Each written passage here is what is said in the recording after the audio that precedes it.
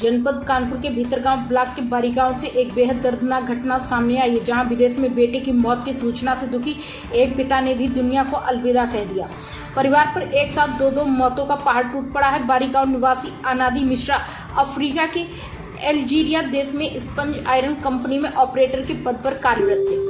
17 जुलाई को बाद संदिग्ध परिस्थितियों में एक ब्लास्ट हुआ। इस हादसे में अनादी भी गंभीर रूप से घायल हो गए और इलाज के दौरान 18 जुलाई को उनकी मौत हो गई। बेटे की खबर सुनकर पिता राजेंद्र प्रसाद सदमे में आ गए और अंततः उन्होंने भी दम तोड़ दिया।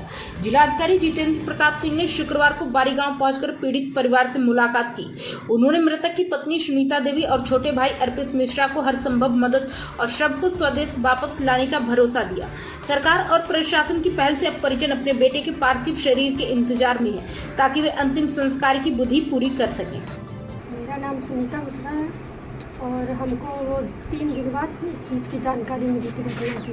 वो भी हमें पूरी बात नहीं बताई गई थी, वो भी बताया गया था कि ऐसी नॉर्मल वो गिर पड़े हैं तो उनके पैर में हल्की सी चोट आई है। तो बोले कि 2 दिन बाद उनको हॉस्पिटल ले जाया गया है, 2 दिन बाद उनको छुट्टी मिल जाएगी, वो आ जाएंगे तब आपसे बात करेंगे।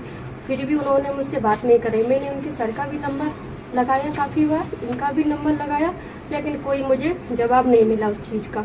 मैं 3 दिन तक ऐसी परेशान बनी रही, लेकिन किसी ने मुझे कुछ नहीं बताया। जब मैंने अपने फैमिली को कॉल किया, उन्होंने भी कॉल किया, उन्होंने भी सर को बताया, पूछा, उनका भी कॉल नहीं उठाया गया, सर ने उनका भी कॉल नहीं उठाया। फिर चौथे दिन का हम लोगों को पता लगा है कि वो नहीं रही, उनका एक्सीडेंट हो गया, आग लगी है उसमें प्लांट में, उसमें वो गैस से वो हो गए। फिर भी ना उन्होंने फोटो दिखाई, ना ही कुछ फ़ोन दिखाया, ना ही बातचीत कराई, कुछ भी नहीं कराया हॉस्पिटल में उन्होंने।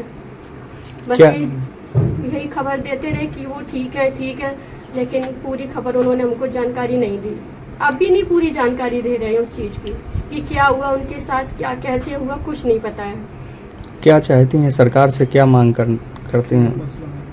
सरकार से हम यही चाहते हैं कि मेरे साथ इंसाफ हो, मेरे बच्चों का भी भरण पोषण का, मेरे पति को भी वापस बुलाए, लेकिन वो अपनी जन्मभूमि में तो आए, वहाँ हम लोगों के लिए गए थे। वो यही हम चाहते कि वो अपनी जन्मभूमि में आए और हम लोगों का घर सही सलामत मेरे घर आए, उनका दाह संस्कार किया जाए और उनकी आत्मा को शांति मिले बस, और मेरे बच्चों को किया जाए भरण पोषण का। मेरे सामने कोई नहीं है, मेरे ससुर जी थे वो भी ख़त्म हो गए हैं, कोई नहीं है, कौन करेगा मेरा? यही सब हमको कहना था, सुनने आपसे। एक दुर्भाग्यपूर्ण परिस्थितियों में हमारे देश के निवासी श्री अनादी कुमार मिश्रा जी का देहांत एक दुर्घटना में, तो औद्योगिक दुर्घटना में अल्जीरिया में हो गया 17-18 जुलाई में, और उसके क्रम में उनके पार्थिव शरीर को लाने का प्रयास हम लोग यहाँ कर रहे हैं।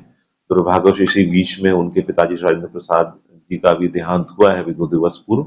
इसके क्रम में मैं स्वयं भी उनके गांव में गया था और जो हमारे मृतक अनादी जी हैं और श्री राजेंद्र प्रसाद जी की जो विडोज हैं उनसे मेरी बातचीत हुई है, परिजनों से भी बातचीत हुई है और परिजनों का यह आग्रह है कि उनके पार्थिव शरीर को अनादी जी को वहां से लाया जाए। इसके क्रम में विभिन्न स्तरों पर मेरे द्वारा समन्वय और संवाद किया गया है।